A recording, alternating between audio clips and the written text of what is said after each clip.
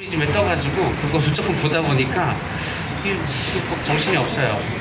그런데 그 과학자들이 얘기하기에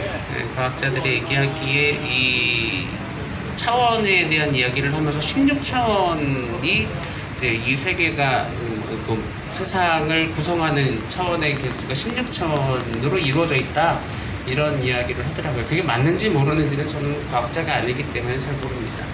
그러면서 예전에 봤던 것 중에 하나가 개미는 2차원적인 사고체계를 가지고 있다라고 이렇게 얘기해요. 그 소설 안에서도 개미가 이제 초반에 동료가 이제 죽게 되잖아요. 무슨 희한한 사건 때문에. 근데 이 사건을 알아가는 그 과정 중에서 인간을 만나게 되고 라고 하는 그 과정이 이제 개미의 내용인데, 그러니까 아무리 개미라고 하는 존재가 뭐를 한다고 해도 3차원적인 이 존재를 만나서 이해하기에는 불가능한 것이죠. 그렇게 따져봤을 때, 제가 생각을 해봤을 때 하나님의 존재는 뭐 우리보다 한 차원 높은 4차원, 5차원에 계신 분이 아니라 16차원으로 과학자들이 얘기하는 것으로 되어 있다라고 한다면 16차원에 계신 분이다. 그러면은 우리가 아무리 애를 쓰고 아무리 뭘 한다고 해도 16차원에, 3차원에 살고 있는 우리가 16차원에 계신 분을 온전히 이해할 수 있을까라는 생각을 해봐요. 불가능하겠죠. 불가능합니다. 그런데 가능한 부분이 한 가지 있어요. 바로 16차원에 계신 분이 저희를 봐주시면 되는 거예요. 그게 저는 은총이라고 생각이 듭니다.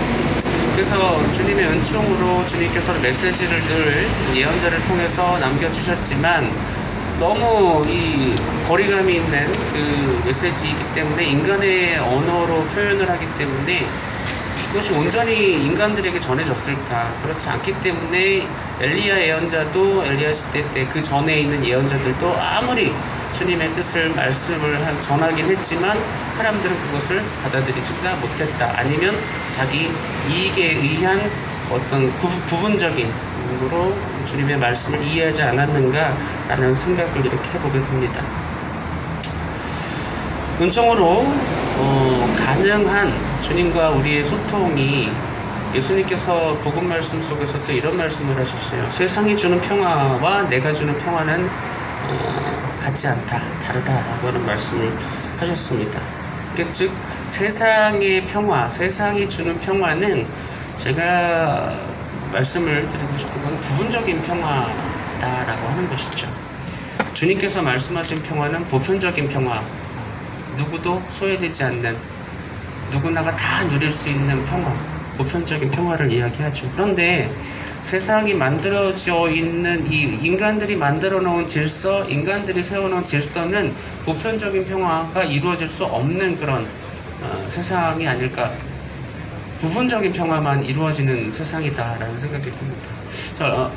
일주일 전에 저희 아버지께서 돌아가셔가지고 장례식장을 이렇게 잡았는데, 장례식장에 저는 당연히 그런 생각을 못했어요. 그런데 저희 노동사목 이렇게 함께 해주시는 분 중에 한 분이 이제 전동 휠체어를 타고 이렇게 오시는 분이 계셔요. 그래서 어려운 걸음을 하셨어요. 그런데 그 장례식장에 엘리베이터가 없었어요. 엘리베이터가. 결국은 그분은 이제 저희 빈소까지 내려오지 못하고 그 입구에서 저랑만 이렇게 인사를 하고 이렇게 다시 돌아가셨는데, 이렇게 생각을 해보면 그 엘리베이터, 병원에서 엘리베이터 만드는 거 하나가 그렇게 어려운 일일까? 라는 생각을 이렇게 해보면서, 이거는 안 한 것, 못한 게 아니라 안 한 거다라는 생각을 이렇게 하게 되더라고요. 그러니까 자본주의 사회 안에서 노동자들에게 뭔가를 해줄 수 있는 것이 못하는 게 아니라 안 하는 거다라고 하는 거지. 왜? 자기들은 평화롭거든요. 자기들은 부분적으로 자기들은 평화로워요. 기득권자들은 평화로워요. 더 안타까운 거는 새 정부 들어서 새 정부가 내놓은 노동 정책들을 따져보면 점점 더 기업에 유리한 정책들이 나오고 있다라고 하는 것이죠.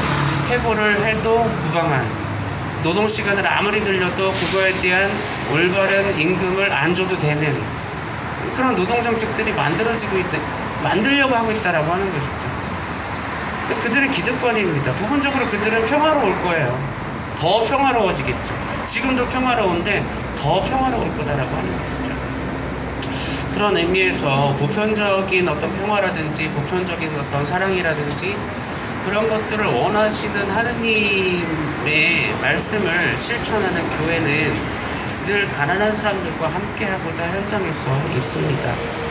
우리가 투쟁하고 연대하는 것, 이것은 바로 보편적인 예수님께서 말씀하시는 보편적인 평화를 이루기 위함이다. 누구도 소외받지 않는 평화를 완성하기 위한 그 교회 사명의 실천이다라고 이렇게 말씀드리고 싶습니다. 우리가 해야 할 일은 이제 사명을 우리가 열심히 한 후에 복직이라고 하는 응답으로 그 은총의 소통이 이루어지기를 청해야 되는 것이 아닌가. 이게 연약한 거예요. 그래서 저는 때로는 괴리감이라든지 괴로움을 느낍니다. 아무리 해도 계속 이 문제는 발생할 거거든요. 만약에 정말 빠른 시일 안에 여기 그 아시아나 K요 부당 해고 노동자분들이 복직을 해도 이거는 해결될지 모르지만 이 각 지역에서 노동의 문제들은 계속해서 발생을 할 거다라고 하는 것이죠. 기득권자들은 웃고 있을 거예요. 그거 하나에 눈 하나 깜짝하지 않을 거예요. 그게 너무나 안타깝고 괴로움이 있기 때문에 계속 투쟁의 현장 안에서 기운이 빠지는 그런 체험을 합니다. 그런데 우리 실무자분들은 대단해요. 그럼에도 불구하고 계속해서 하시는 그 마음이 저는 다가가지 못하는 그 현장 체험들이 있으신 것 같아가지고, 그래서 미사를 할 적에 제가 뭔가를 말씀드리는 것이 굉장히 좀 부담스러운 것이 뭐냐면, 그냥 신부기 때문에 하긴 하는데 감히 현장에서의 이 느꼈던, 체험했던, 그리고 현장에서 싸우고 계신 분들과 과연 내가 정말 어느 정도 몇 % 정도 공감을 할 수 있을까라고 하는 그 고통이 따라요. 제가 나누고자 하는 말씀이 얼마만큼 위로가 되고 얼마만큼 힘이 될지 모르겠지만, 그래도 조금이라도 제가 힘이 될 수 있도록 저도 사명을 안고 노력을 할 테니까, 여기 계신 분들도 함께 기도로서 또 현장에서 투쟁하는 우리 동지들 힘내시고 함께 해주시기 바랍니다. 저희도 열심히 사명으로서 함께 하도록 하겠습니다. 감사합니다.